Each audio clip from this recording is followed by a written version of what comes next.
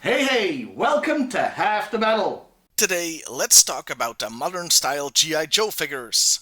Now, I know what you're thinking. Oh great, Timmer's gonna complain about the modern stuff again. He doesn't like anything new. Well, I'll have you know, I actually struggled to come up with 5 bad things to say, and few have to do with the quality of the product. It was, on the other hand, very easy to come up with 5 things that I liked about them, so never let it be said that I'm not fair.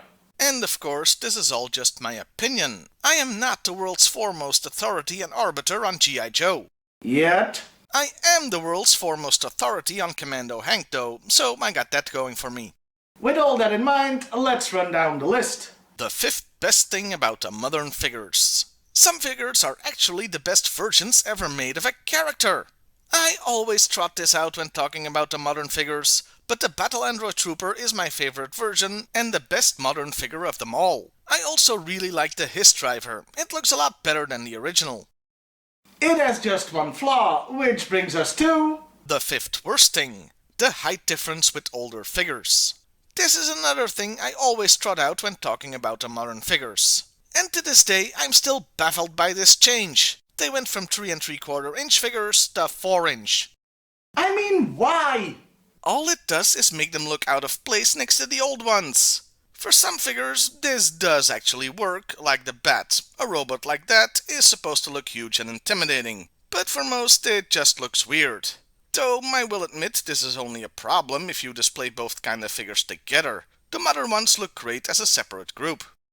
So this problem is half self-inflicted. The 4th best thing. Finally getting a new toy of a character. Though the original toy line was huge, with lots of second versions of characters, and even more opportunities with the 97 till early 2000s lines, there were still quite a lot of characters that wouldn't get a second toy until the modern body construction happened. Like the Stinger Driver, Doc, Ripcord, or Quick Kick. So it was great to see some of these characters get the love they deserve. Getting more versions can be a double-edged sword though, because... the 4th worst thing. So many Snake Eyes and Cobra Commander figures. So many! You wanna know just how many different Cobra Commander figures they released just with the modern style body? 38. 38! And I'm counting on YoJoe.com, which is out of date because they don't have the retro line and stuff. So it's more like 40. And that's nothing compared to Snake Eyes, who's at 41 modern figures. But again, out of date info, so it's closer to 45. You know how many Snake Eyes figures is too many? 45. That's too many. I mean, Batman would tell Hasbro to slow down with the toy versions. So yeah, the oversaturation of certain characters was a real problem. But hey, at least some of those versions were pretty unique. Which leads me to... the 3rd best thing. A unique and interesting style with some of the lines. I'm mostly talking about Rise of Cobra and Pursuit of Cobra here. Because these were movie tie-in toys, they had a very different look from anything we had seen up until that point. Sure, they look weird next to the old figures, but as a separate collection, they form a pretty cool set. Cobra Commander still looks like an idiot though. The 3rd worst thing. Rise of Cobra, Cobra Commander. Nah, I'm just kidding. The actual 3rd worst thing. Modern figures are incompatible with some of the older vehicles.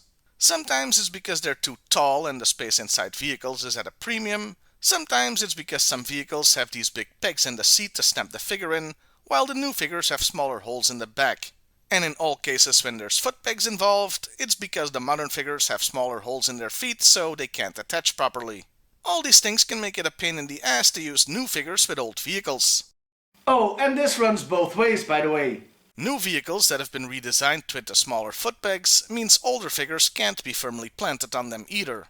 The 2nd best thing about the modern figures. Great and plentiful accessories. If there's one thing I can say Hasbro didn't skimp on, it's on the amount of guns and equipment the modern figures came with. There are some really nice detailed guns in there, quite a few you can put with the older figures to make them look even better. A win all around. The 2nd worst, and the worst thing, lack of availability and the cost of getting them. Oh yeah, I'm putting the last 2 items on the worst list together because they're intrinsically linked, and besides, I want to end on a positive note with the best thing. They sure made some cool sets of figures, didn't they? Some Toys R Us exclusives, some Target or Walmart, great stuff. Try to find them nowadays. That in itself isn't easy. Now pick your jaw up off the floor when you see the prices. So if you didn't get these at the time, you're kinda hosed.